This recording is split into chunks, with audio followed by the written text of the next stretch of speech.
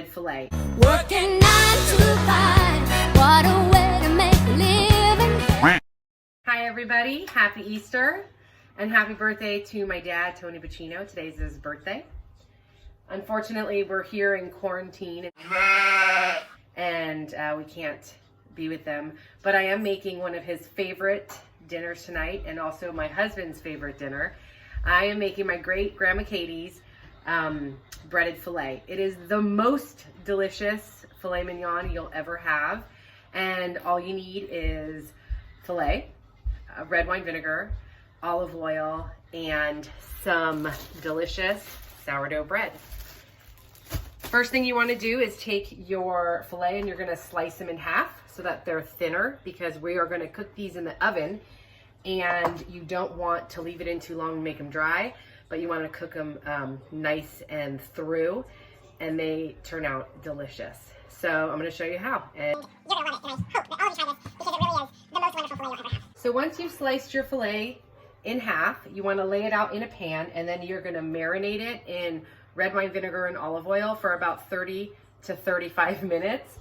And so you are going to soak it in that oil and vinegar, and the vinegar gives it, I am not a chef, so I don't know how to explain it, but it just, the taste of the vinegar with the bread and the steak is absolutely delicious. So we are going to put all of our oil and vinegar in there, and you want to let it soak in there. And I'd say in about 15 minutes, turn them over. You can take a fork and pick at it if you'd like, but with filet, you don't need to. It's so tender anyways. And while your steak is marinating, you want to get your bread and a Cuisinart or a blender, and you're going to blend your bread up so that it's breadcrumbs. So there's no need to take the crust off the bread. You're going to stick this right in your blender and just shove it down in there. And then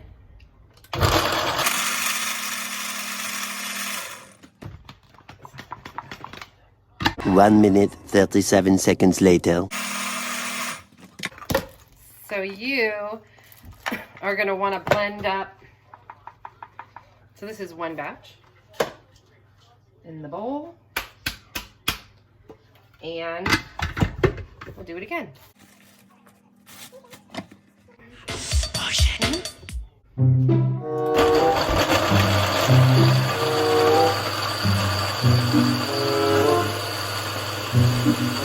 So once you have your breadcrumbs, you can add salt and pepper, you can add garlic salt, you can add Parmesan cheese if you like. I only add a little bit of salt and pepper. I don't add anything else because I'm going to soak it in that oil and vinegar, and it's going to have this really rich taste to it, and it's so delicious. So I don't think you need to add anything, but whatever you like, you can add.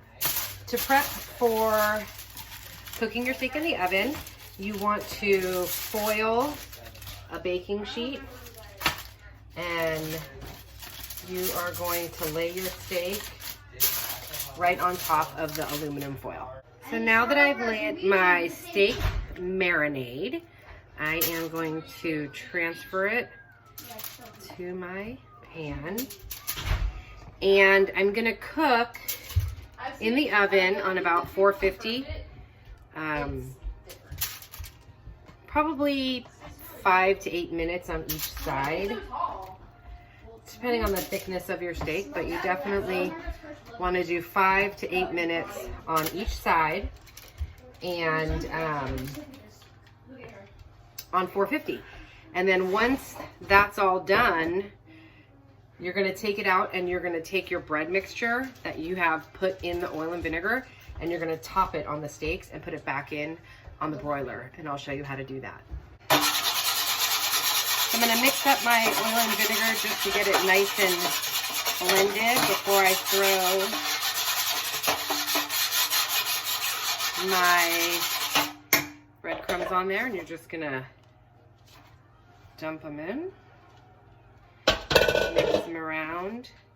You don't want your breadcrumbs to be too saturated, but you just want the taste of the vinegar and the oil.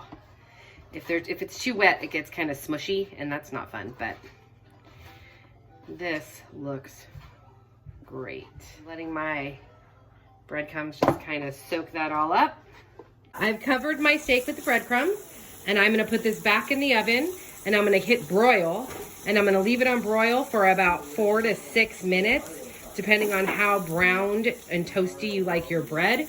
If you're anything like my husband, you like it very toasty. And there is Grandma Katie's breaded steak.